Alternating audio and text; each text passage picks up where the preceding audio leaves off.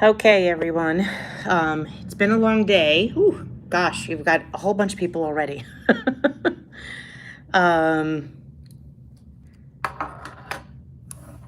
let's see.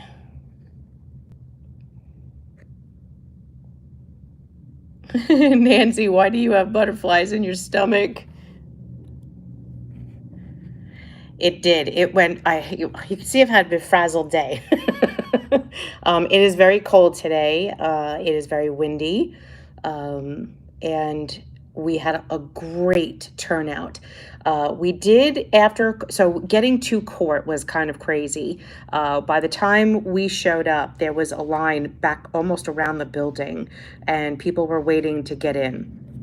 The downstairs was already filled, and by the time I got there, the court officer had told us that they didn't think we'd be able to all get in. And I said, it's okay. We had said, that the courtroom could only hold about 150 people. We were hoping, that we would get 150 people or 100 people.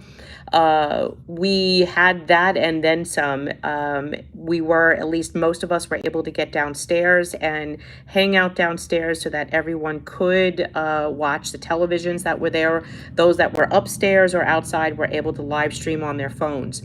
So first, I want to say thank you to our legal team, right? So thanks to Jake and Hannah and Steve. This was really a lot of planning went into today.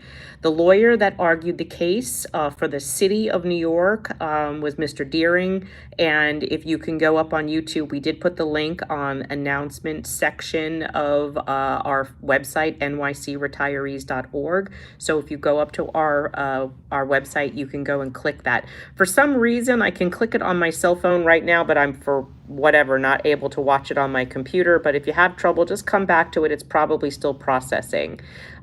You can start at about the 15-minute mark is really when they started our case. So you'll notice there was a couple things. One of those things was that that was curious to us when the proceeding actually started for us, was that Justice Manzanet, the justice that was in the center, had recused herself. And we don't know why, because she was in our first case.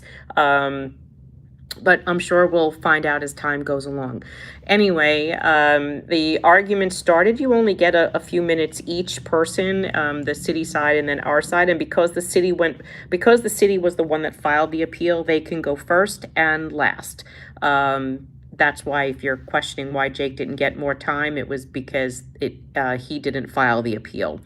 So we did take a little video outside because literally we were out of there in like no time at all. And the justices were very kind to us in that because there were so many of us there, they moved us from last on the docket to first on the docket.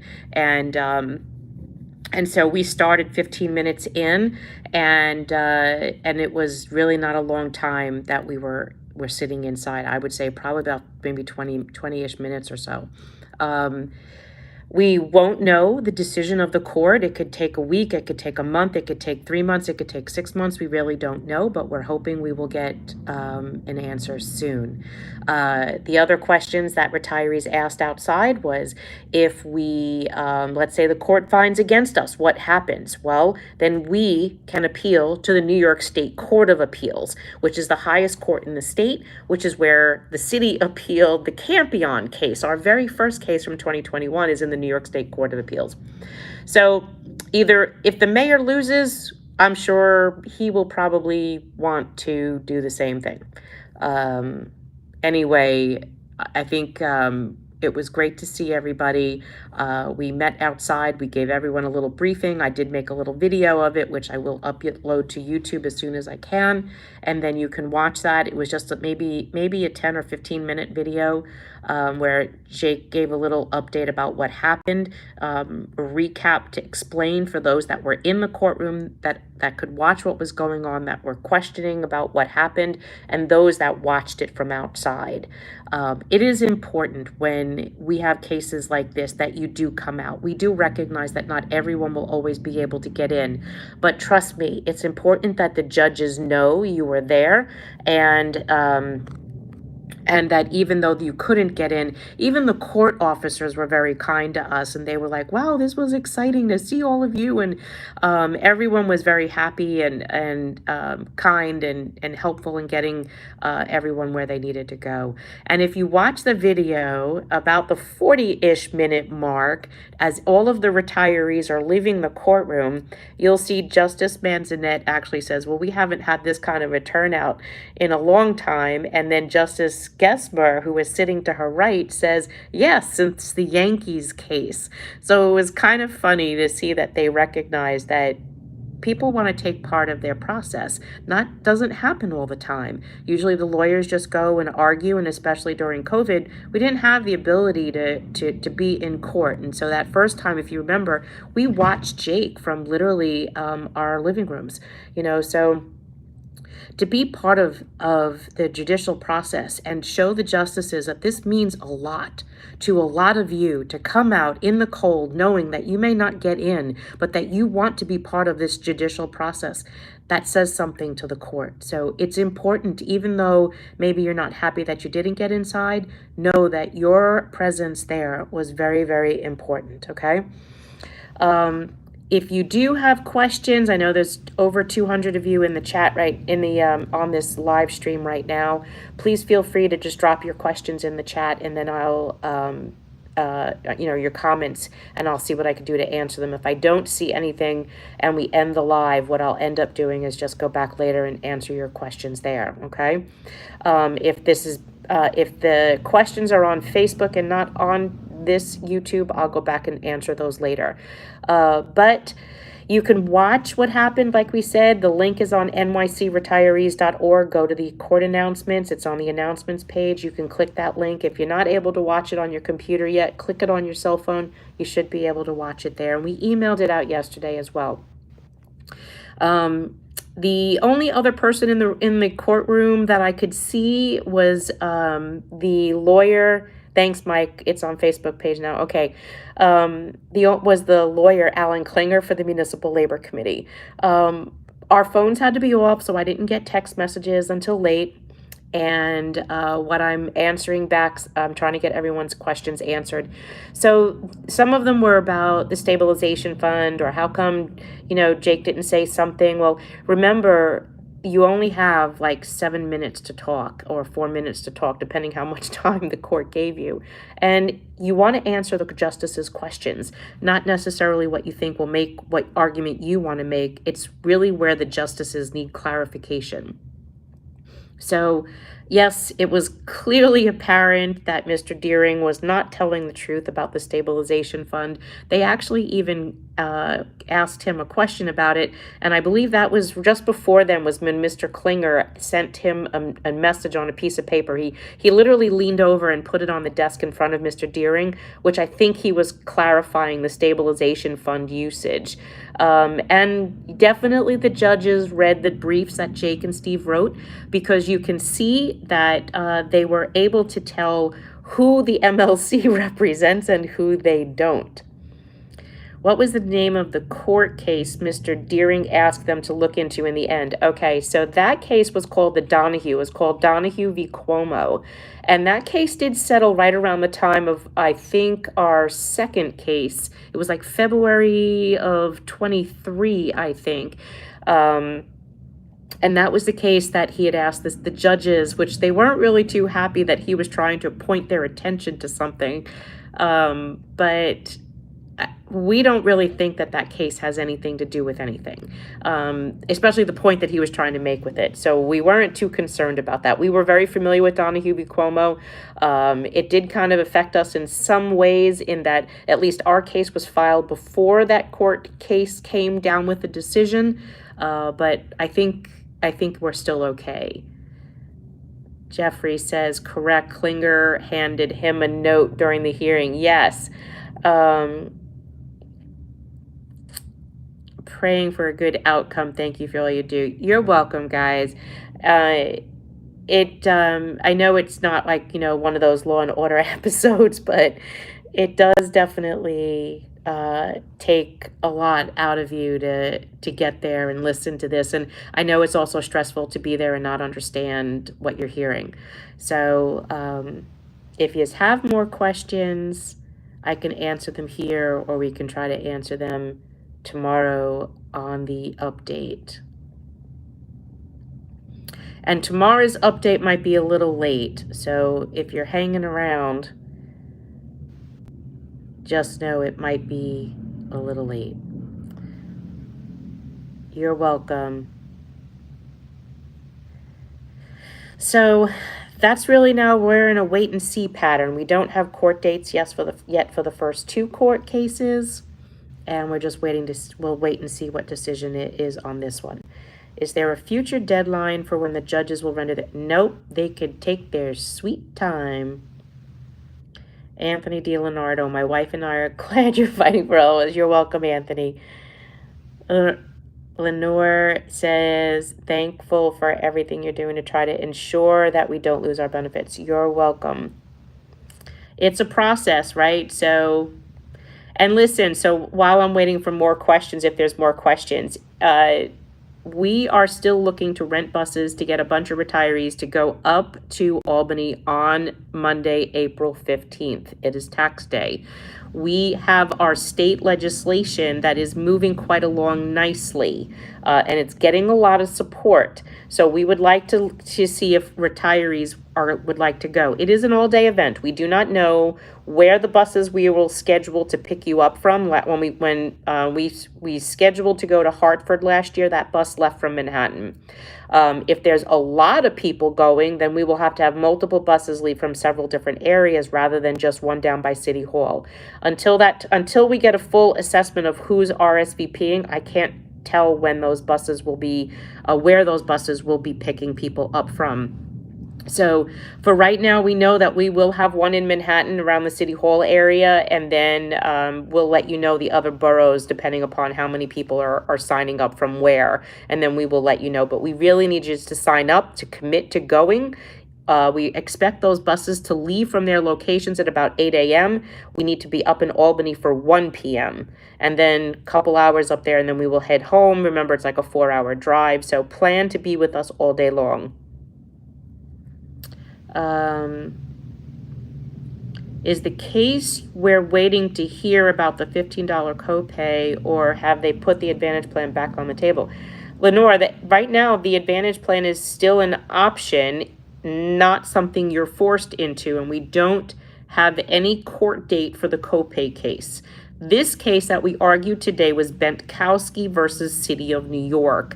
And that case was the nuclear option case, where the mayor eliminated all of our choices of plans and forced us into the Aetna Medicare Advantage plan. So that's the case we heard today, Bentkowski, and we dubbed it the nuclear option. Kathy says, thank you, the entire organization. Have my undying gratitude for all you do, especially you. You're welcome, Kathy. We all appreciate you as well. Do we get our reimbursement in April? Charles, I'm assuming you mean your Medicare B reimbursement. There's no reason why not. It should be coming without a problem. Charles, I don't understand what you're saying. Name a car for a edit. Please. I don't know what that means. Donald says, thanks for your leadership. Our people being in court puts a face on our case. It absolutely does. And I mean, just as I'm talking to you right now, I'm getting texted by the court officers. So just letting you know, they feel our pain. You know, they understand. As their state officers, this will affect them eventually. So they're watching what's happening.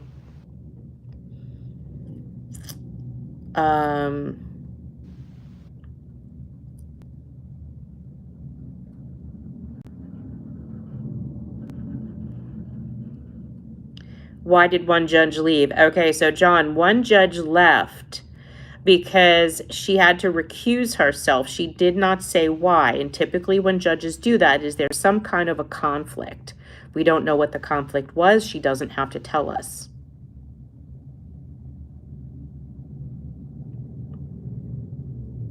Yes, thank you, Jeffrey. Please don't forget to donate to the organization. Legal action is not cheap, and anything you can send is greatly appreciated. Amen, Jeffrey.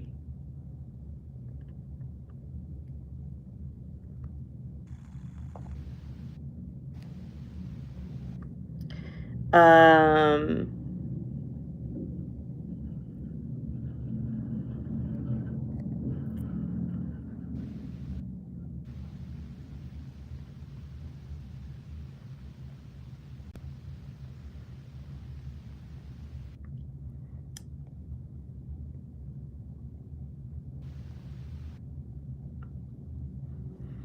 okay.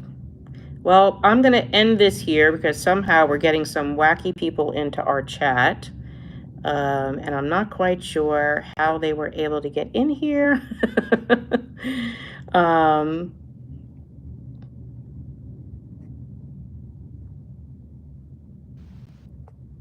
okay. What did you think of the attitude of the first judge had when challenging Mr. Deering? You know, sometimes I don't really know what this is for. Like, what, you know, why, well, I don't know why the judge would say that. Either sometimes you don't know. I don't want to make a supposition that she was taking our side, because then if they rule against us, then I'm totally crazy for not knowing, you know, for us not knowing or making a supposition. But anyway, why would she talk to him that way? I really honestly have no idea. Maybe she felt that the guy was not doing his homework. I mean, she felt pretty strong about what he was doing, that he didn't answer the questions that he could have. He didn't argue proper things. They didn't, even in responding back to Lillian Berrios Paoli response, affidavit, he didn't even put in a valid argument to her comments. And I think he tried to walk away from that, and that didn't happen either. So I think that's also another issue. But the judge definitely wasn't happy with him, and that's for sure.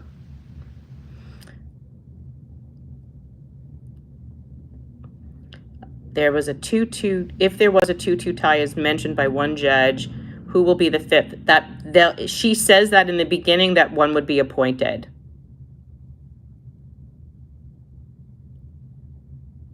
Judith Palmer was referring to Judge Beverly Arshin. I don't know what that refers to, Janet, because Arshin wasn't on the docket.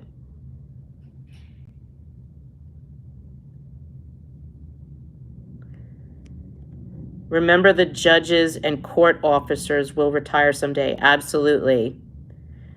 And I said to Jake as we were leaving, I'll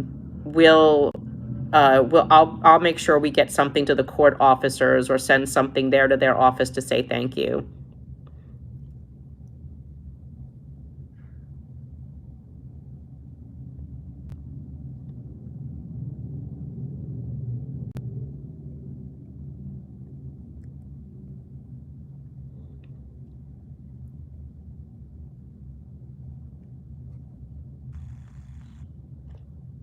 Right. Janet, I don't know what you mean as to the recusal. A judge can recuse themselves, for anything, for any reason. They must have a conflict in some way, but they don't have to tell you what the conflict is.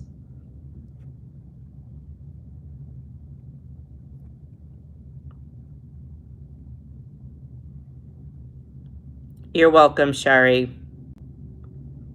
Sherry says, once again, thank you for everything you've done and continue to do for all of us. Amazing is an apt description of you. Well, listen, like, this definitely is teamwork, right? I mean, I think Mulgrew is in this chat. I think Mulgrew is too. Because while I'm talking to you and reading, I keep having to bounce these crazy people out of here. But yeah, we're about 230 people on If you don't have more questions, it's been a long day for me. I'm going to call it a night. But I just wanted to give you a brief update. When I have a moment, I will upload our little, it was like a quasi rally, like after court, where Jake was taking questions from the 100 retirees that were outside.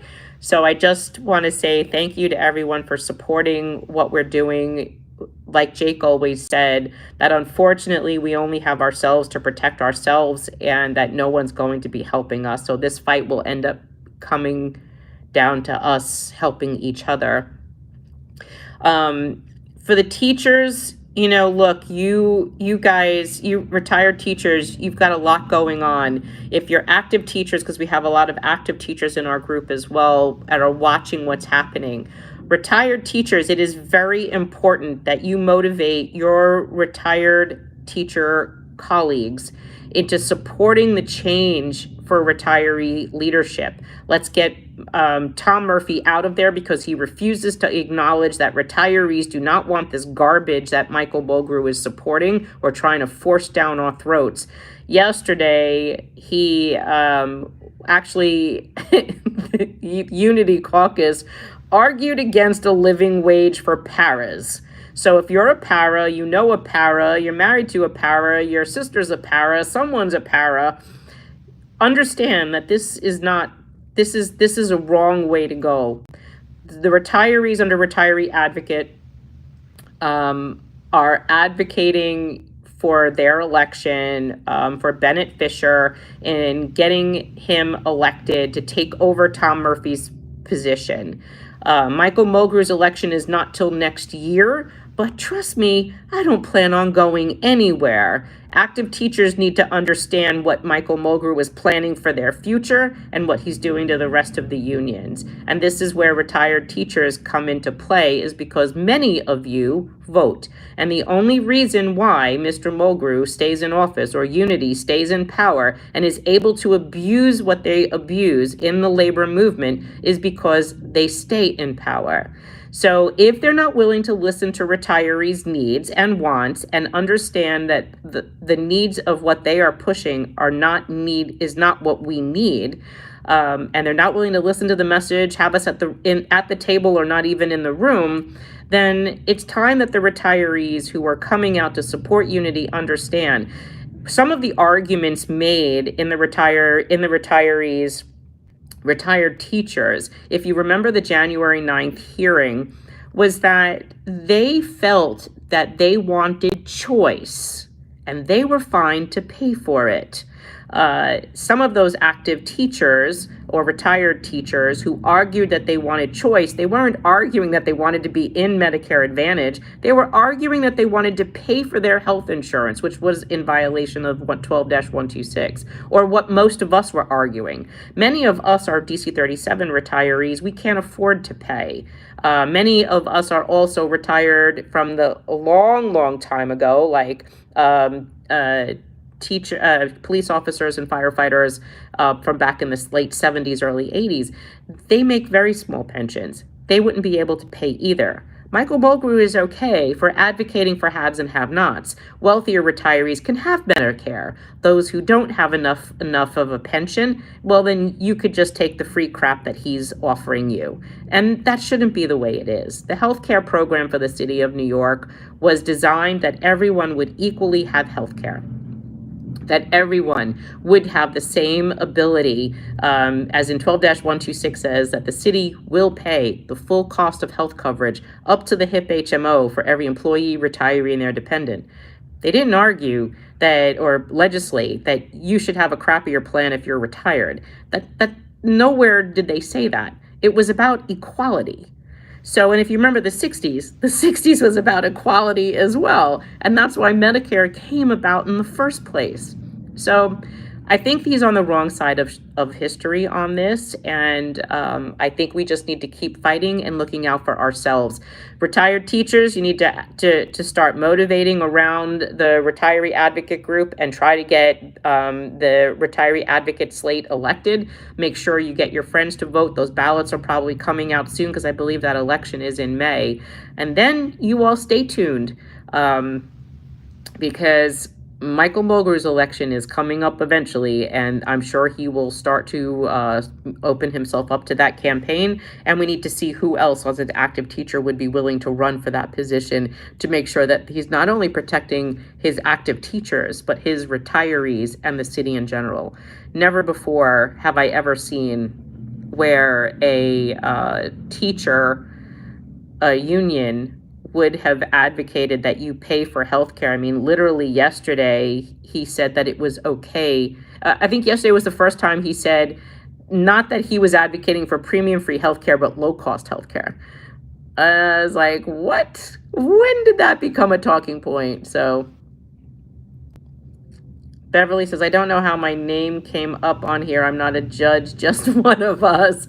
I had asked a question about the judge recusing herself and was told she had been on. Oh, so Beverly, that judge recused herself was Justice Manzanet.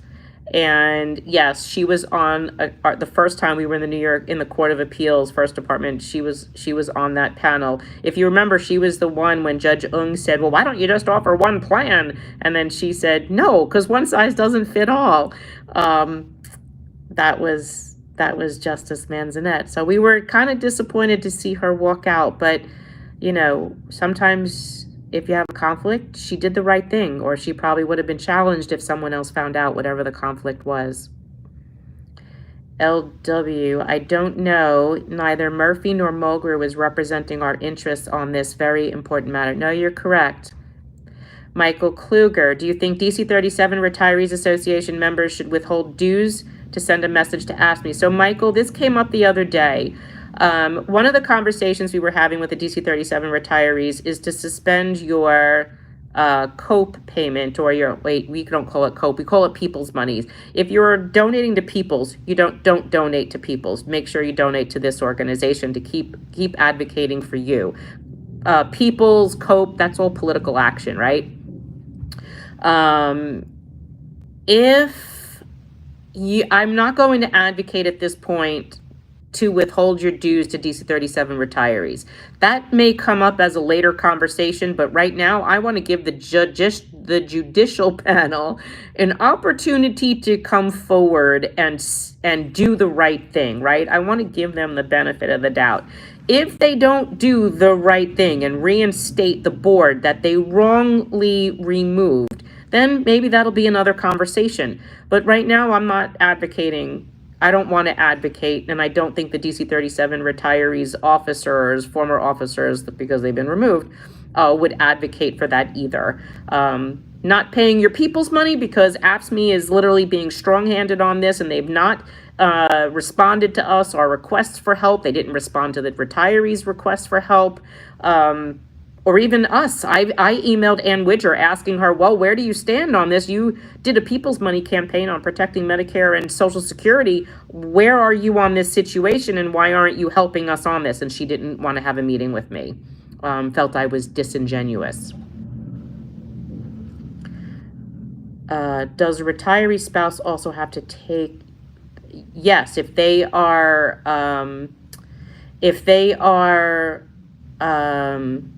on Medicare, they have to take whatever plan that the retiree is on.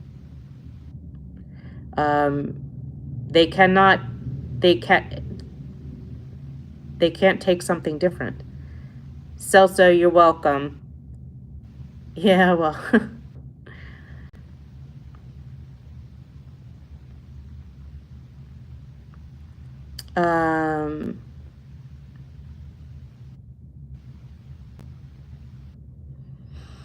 Okay. What about the new decision that came down about not being able to sue unions for constitutional issues? So Celso, that came out the other day, and I only read about it yesterday, and I've not gotten through reading the decision, but that was a local 461 union issue. That was a lifeguards union, and it should have been written up in the Chief, I think, or Work Bites. I'll have to go back and read both of those. Okay, and then I'll pull up the docket when I have some time, and I'll read about that. So it's 5:32. I'm going to end this here. Guys, thanks for following. Thanks for everything that you're doing. Thanks for supporting us. Thanks for supporting our attorneys, and hang in there, because we've come a long way. I mean, we'll be fighting this 3 years come August. So it's been a long time, and we can never predict the future. I mean, we hope that we keep winning. Jake told everyone today, don't worry. I mean, if we don't win this case here, we will appeal it to the New York State Court of Appeals. If the mayor doesn't win, I'm sure he will be appealing it as well. So stay tuned. All right, guys, I'm going to end. You have a great day. I'm glad for all of you that came out today. I hope you're getting warm. I think I'm going to have another cup of coffee. And thank you for everything that you do. Stay tuned. We'll talk to you soon. Bye.